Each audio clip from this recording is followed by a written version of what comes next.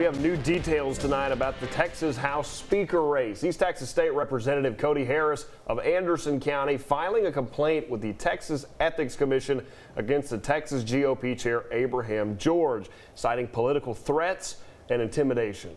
Harris and two other East Texas State representatives have been under fire for not supporting the candidate endorsed by the GOP caucus. Fox 51's Ashton Anderson joins us now with what's in that complaint just days ahead of the anticipated vote in the Texas House. Ashton, what did you find out?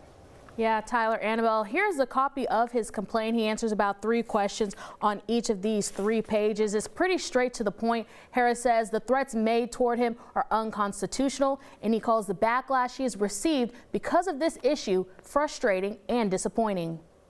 I'm very frustrated and disappointed. State Representative Cody Harris of East Texas is one of a few Republicans who has been under fire for supporting Dustin Burrows for House Speaker. Growing up here in East Texas, there's only one way to deal with a bully, and that's to punch him in the nose. And so that's exactly what I'm doing. I'm not going to sit back and let him stifle the voices of the people of East Texas. Firing back, Harris filed a complaint with the Texas Ethics Commission against state GOP party chair Abraham George for how he has pressured him to vote for the GOP caucus pick, David Cook. When he made a direct threat to me in text message, if I didn't agree to vote for who he wanted to, that he would send mailers out into my district attacking me, basically. This week, George has put the political threats to action, going on a statewide accountability tour with AG Ken Paxton, making a stop in Tyler. And the only way to hold them accountable is in the next primary, and I hope you guys do that. George says the Republican caucus rules dictate that the candidate with the majority should have the entire party's support, and the 44th rule of the Republican Party rulebook states the party can go as far as removing people off the Republican ticket.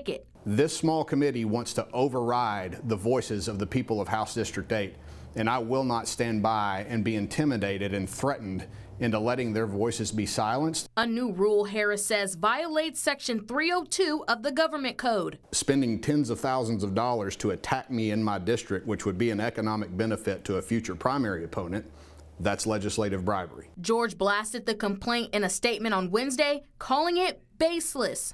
My hope is that Mr. George is held accountable for his actions. I believe that he has committed an illegal act in legislative bribery, and I want to see him held accountable for those actions. Other East Texas state representatives supporting Burrows over Cook include Cole Hefner and Jay Dean.